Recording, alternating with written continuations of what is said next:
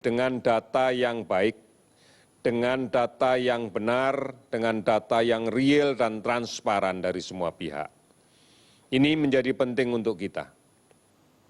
Terkait dengan penyakit COVID-19, pendataan ini bukan hanya menggambarkan tentang situasi epidemiologi pada daerah itu, tetapi juga memberikan gambaran terhadap perencanaan untuk pemenuhan kebutuhan layanan kesehatan, semisal layanan kebutuhan sumber daya manusia, layanan kebutuhan alat peralatan kesehatan, alat peralatan kesehatan yang terkait dengan rumah sakit maupun yang terkait dengan layanan program, termasuk juga kebutuhan APD.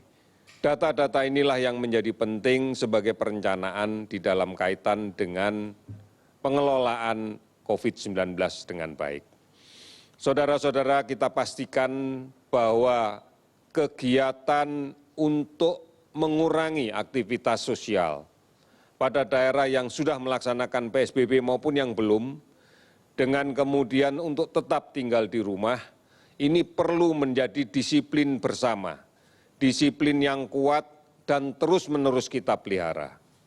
Oleh karena itu, mari kesadaran ini kita bangun dan menempatkan kita, semua warga masyarakat, sebagai unit kontrol, sebagai unit pelaksana.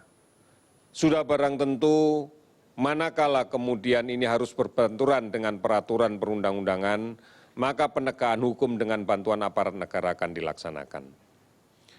Kita menyadari bahwa dalam rangka untuk membatasi aktivitas, maka kita harus memberikan kepastian bahwa arus logistik lancar. Kebutuhan-kebutuhan dasar seluruh warga tetap terpenuhi secara wajar dan secara cukup. Oleh karena itu, pemerintah memberikan jaminan bahwa arus logistik akan terus dijaga tetap lancar dari pusat sampai ke daerah, dari gudang-gudang logistik sampai kepada masyarakat yang membutuhkannya. Ini bukan pekerjaan yang ringan dan ini bukan pekerjaan yang bisa diselesaikan sendiri oleh pemerintah. Oleh karena itu perlu kerjasama sebuah pihak. Kemudian kita menyadari betul dalam situasi sulit ini akan banyak sektor ekonomi yang terpukul. Akan banyak saudara-saudara kita yang mengalami kesulitan pemenuhan kebutuhan sehari-hari. Akan banyak saudara-saudara kita yang menerima beban ekonomi yang cukup berat. Ini sudah disadari sepenuhnya oleh pemerintah. Oleh karena itu stimulus ekonomi yang dibuat oleh pemerintah harus betul-betul tepat sasaran. Agar kita bisa fokus dalam rangka untuk menjaga masyarakat tetap tinggal di rumah, melaksanakan aktivitas di rumah sebagai prasyarat mutlak untuk memutus rantai penularan COVID-19. Oleh karena itu, mari kita bergotong royong bersama-sama dengan disiplin yang kuat, terus-menerus. Ingat bahwa stamina sosial kita dituntut untuk mengatasi COVID-19 ini. Toleransi kita dituntut dalam rangka menjalankan misi kita bersama untuk memutus COVID-19. Hari ini di Hari Pendidikan, para murid, guru, orang tua juga menunjukkan kedisiplinan yang tinggi dalam mempraktekkan belajar dari rumah secara mandiri, belajar jarak jauh. Ini akan membantu seluruh anak didik kita, seluruh anak Indonesia untuk tetap mendapatkan ilmu pengetahuan. Dan kita juga melihat semangat gotong royong yang tinggi di bidang pendidikan. Lebih dari 1.500 mahasiswa jadi relawan pendidikan, mengajar dan membantu para guru, memastikan anak didik mendapatkan pelajaran, terutama di daerah-daerah yang tidak mendapatkan akses internet. Saudara-saudara, mari kembali lagi kita pahami secara mendasar tentang bagaimana upaya kita agar terhindar dari penularan COVID-19. Agar kita bisa menjadi bagian kunci di dalam memutus rantai sebaran COVID-19. Pada situasi sekarang ini, pilihannya adalah satu, tetap tinggal di rumah. Tetap tinggal di rumah. Kita tidak pernah tahu siapa yang berada di luar rumah yang membawa virus ini. Karena secara data kita banyak menemukan orang yang membawa virus tanpa mengalami gangguan apapun. Sehingga kita tidak bisa membedakan mana yang membawa virus, mana yang tidak. Oleh karena itu, tetap tinggal di rumah. Jangan bepergian, jangan mudik. Ini menjadi kunci. Agar kita pastikan untuk tidak tertular atau tidak menulari orang lain. Perjalanan kita tidak akan pernah ada jaminan aman dari proses penularan COVID-19 ini. Kita pada situasi yang tertentu akan terpaksa bertemu dengan orang yang cukup banyak pada jarak yang relatif dekat. Misalnya di stasiun, di kendaraan umum, di terminal, di rest area jalan tol, atau di toilet umum di sepanjang perjalanan kita. Kita tidak mungkin bisa menghindarkan diri dari kemungkinan tidak tertular dari COVID-19 ini.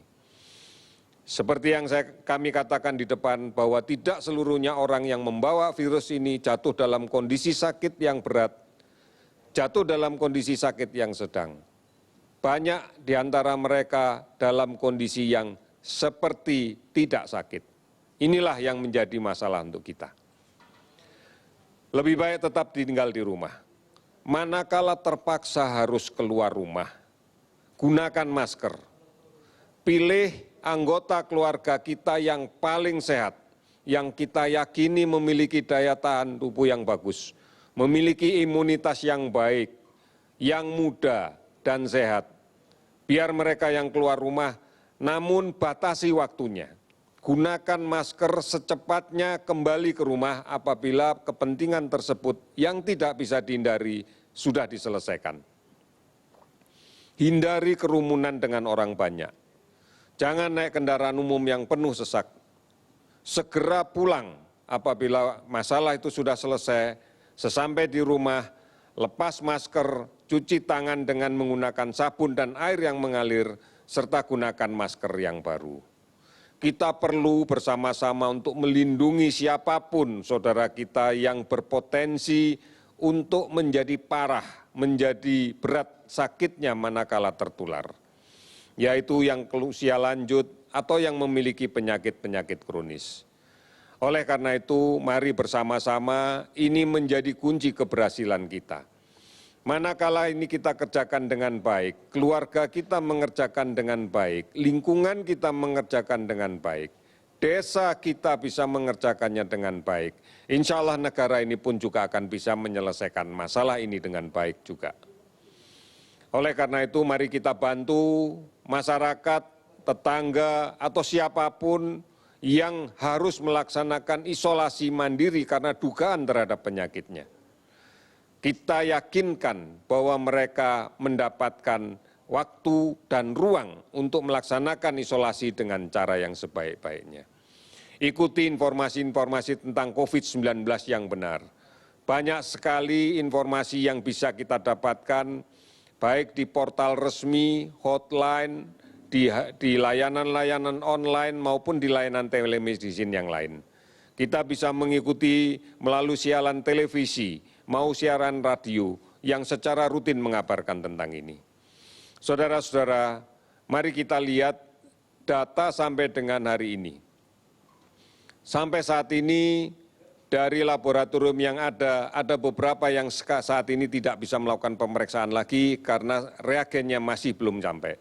Namun sebagian besar sudah bisa melaksanakan. Dan hari ini pun juga sudah kita bantu tambahan reagennya lagi. Sampai saat ini spesimen yang telah diperiksa sebanyak 107.943 spesimen. Dari sekitar 79.868 orang. Hasil konfirmasi COVID-19 positif sebanyak 10.843 orang. Sementara yang sembuh 1.665 orang.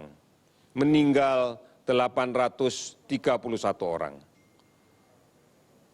Orang dalam pemantauan akumulasi yang kita pantau dan sebagian besar juga sudah selesai kita pantau, totalnya adalah 235.035 orang. Pasien dalam pengawasan sebanyak 22.545 orang. 321 kabupaten kota terdampak di 34 provinsi. Distribusi pasien sembuh terbanyak adalah di Jakarta, Jawa Timur, Jawa Barat, Sulawesi Selatan, dan Bali, sehingga total keseluruhan adalah 1.665 orang.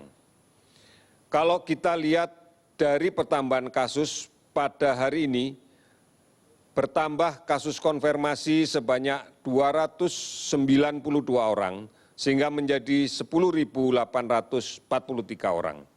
Yang sembuh bertambah 74 orang, sehingga kemudian menjadi 1.665 orang. Meninggal bertambah 31 orang, sehingga menjadi 831 orang. Saudara-saudara, pastikan kita tidak tertular, tetap tinggal di rumah. Karena inilah yang akan menentukan keberhasilan kita dan menentukan besaran beban rawatan rumah sakit. Manakala kasus yang terinfeksi menjadi semakin banyak, maka kita akan bisa membayangkan bahwa yang akan jatuh dalam kondisi sakit, bahkan sakit yang berat membutuhkan layanan rumah sakit, akan semakin banyak. Dan ini akan sangat membebani kapasitas rumah sakit yang ada. Oleh karena itu, mari bersama-sama kita tingkatkan imunitas kita. Sabar dan tenang, kemudian tidak panik, istirahat yang cukup dan teratur. Pastikan kita tetap bisa menjaga jarak dan tidak keluar rumah manakala tidak terpaksa. Gunakan masker dan cuci tangan pakai sabun dengan air yang mengalir. Gotong royong dan bersatu melawan COVID dari pusat sampai ke desa, sampai ke RW, RT, sampai dengan ke keluarga. Tetap di rumah, tetap produktif dan di rumah. Saudara-saudara, kami mengingatkan kembali bahwa pada bulan-bulan ini kita dihadapkan pada peningkatan kasus demam berdarah karena memang musim pancaroba. Kita tahu bersama bahwa pengendalian demam berdarah ini adalah sangat erat kaitannya dan sangat ditentukan oleh pengendalian nyamuk yang menjadi faktor pembawa penyakit ini. Oleh karena itu, lakukan bersama keluarga di rumah dengan melakukan pemberantasan sarang nyamuk. Kita yakin bahwa dengan cara seperti inilah kita akan bisa mengendalikan bukan hanya COVID-19 tetapi juga demam berdarah. Mari kita menjadi teladan untuk menyelamatkan keluarga kita masing-masing, menyelamatkan tetangga, menyelamatkan lingkungan, dan menyelamatkan bangsa. Saudara-saudara, kita semua yakin bahwa kita bisa melakukan ini dengan baik. Oleh karena itu, bisa kita lakukan, pasti bisa. Terima kasih, selamat sore.